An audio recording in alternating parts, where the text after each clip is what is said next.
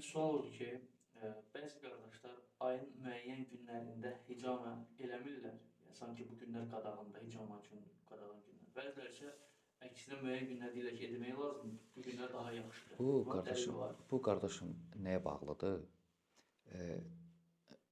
Düzdür, bəzi müsəlmanlar belə edir. Məsələn, ayın müəyyən günləri var, hicamə günüdür deyir. Yaxud məsələn, hicamə etdirmək istəyirsən, deyir, bu gün hicamə etdirmək olmaz. Yaxud bəyənilmir.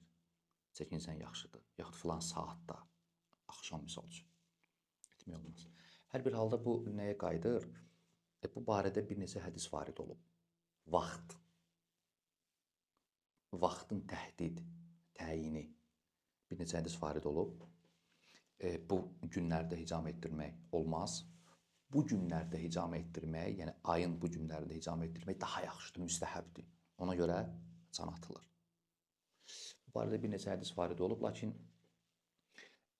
Allah daha doğrusunu bilir.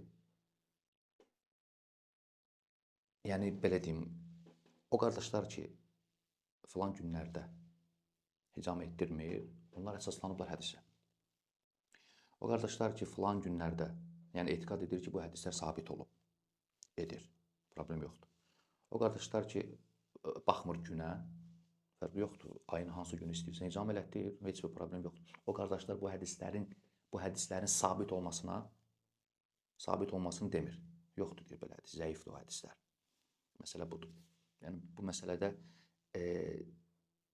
ədavət, ikrah, buğuz, düşmənçilik, sən beləsin, olmaz. Məsələ ictihadidir, hədisin sabit olub olmamasından bağlıdır.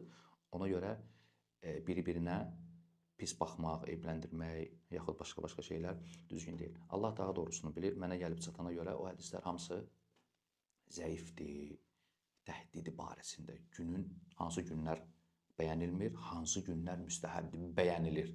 O hədislər sabit deyil Peyğəmbərimizdən. Böyük mühəddislər, böyük ümmələr, hədis alimləri, məsələn, İmam Əhməd kimi, İmam Məlik kimi, Abdurrahman ibn Mehdi, bunlar böyük imamlardır bu hədis elmində. Deyiblər ki, hədis zəifdir. Hətta Əbu Zur'a Ər-Razi, əleyhə rəhmətullah, o da deyib ki, sabit olmayıb. Hər bir halda biz deyirik ki, belə bir gün yoxdur ki, o gün hicamə etdirmək bəyənilməsin, yaxud o gün hicamə etdirmək daha yaxşı günlərdən hesab edilsin. Hədislər var, hədislərin hamısı zəifdir. Bunlar nə deyiblər? Vaxtla bağlı gələn hədislər zəifdir. Amma hicamən özü gələn hədislər, Peyğəmbər sallallahu aleyhi və səlləm irşad edib, xəbər verib, əmr edib, bunlar öz yerində, bunlarda heç bir ixtilaf yoxdur.